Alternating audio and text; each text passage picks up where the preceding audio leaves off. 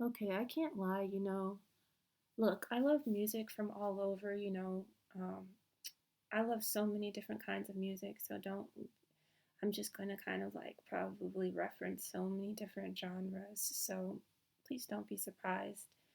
But in my Uber ride, and God willing, I'll get past, public transportation and all of this. God willing, I will rise from where I am, get beyond this place, get beyond the bus, Uber, God willing. But the song is stuck in my head.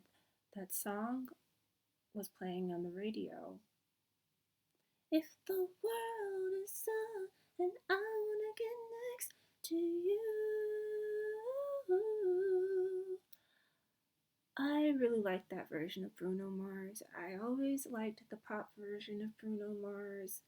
I still can't really get with like the soul version of Bruno Mars. It just feels kind of disingenuous to me, but I notice a lot of black people like it, but I think it kind of reminds me of kind of like somebody wearing and this is because I think this is what connects to my experiences. Um, just feels like somebody kind of wearing,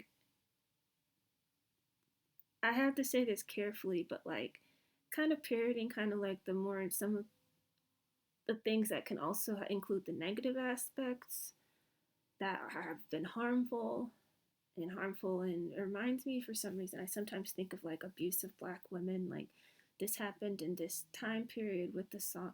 It just feels like there's just not really, it just feels like there's like something that's not healthy for me, and I can't really put my finger on it, but it just feels kind of like intentionally ghetto and not like coming from the ghetto and wanting to be better. I don't know how to explain it. I've noticed that's kind of what how people can be sometimes when they kind of get into a genre, and it's can be a little destructive, I find. But basically, I still like that song, and I love Talking to the Moon. That reminds me of Dr. Mae Jemison and space travel, and that song just gets me into my space girl self, okay? But I like the pop version of Bruno Mars. I don't know. You might not, but I do. Um, but basically, Uber driver today asked for my number. I ended up talking to him, and I think that's why I kind of prefer to have girl/woman Uber drivers because I don't have to kind of like be in my nice self because I'm already have experienced kind of within my form this oppression, and so I sometimes struggle to like say, "Oh no, I'm okay." And so I gave my number, and they already had my name, but I have to figure out how I will react when they text me because I'm not really where I want to be, obviously. Here I am saying I want to get beyond Uber because I don't want someone to pick me up from an unjob. I don't want to be working at an unjob. I want all of my goals to happen even though I don't come from a background where I have support. And I don't come from a background where people are literally saying, "You can do it. I believe in you. Good job." No, I have come from a background where I hear the internal monologue is, "You are a nigga girl and you're not supposed to achieve."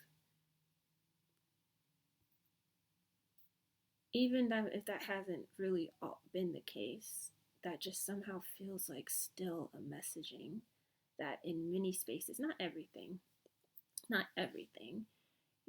but this is a message that I've picked up on that I can't unhear because this is kind of what it speaks to.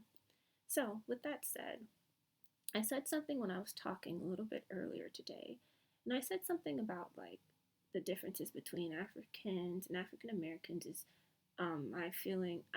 I'm kind of too tired to be going into it, but all I want to say is that having this double voice, right?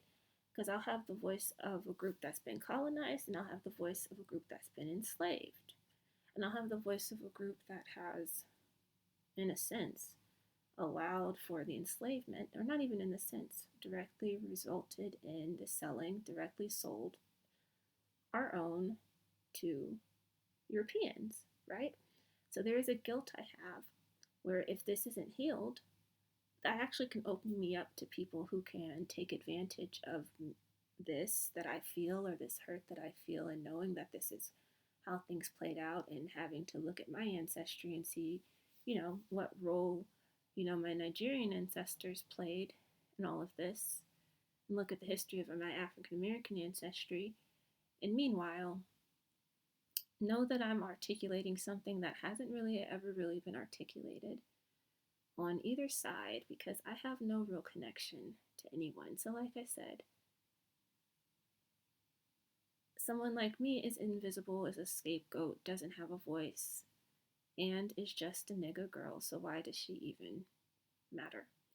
So, essentially, all I'm saying is that I do matter.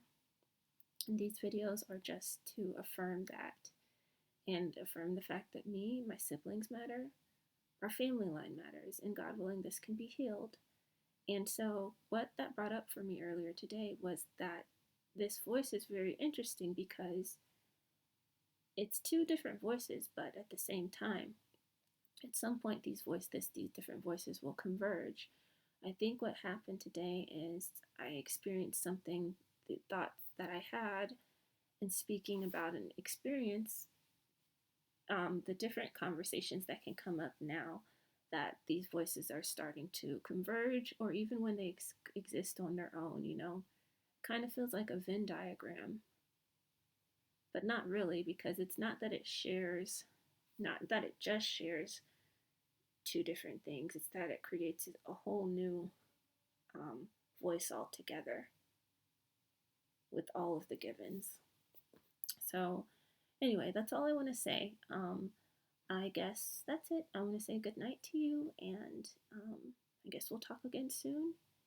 And I can't wait until maybe I have the chance to connect with people, and then I can say something like, "Oh, and I love you," but but I don't really feel that way right now. It would be great though if there is a community that's built so that can happen. So anyway, that's it. Have a good night, and I'll talk to you later. And let me go ahead and get to the things I didn't get to earlier today. All right.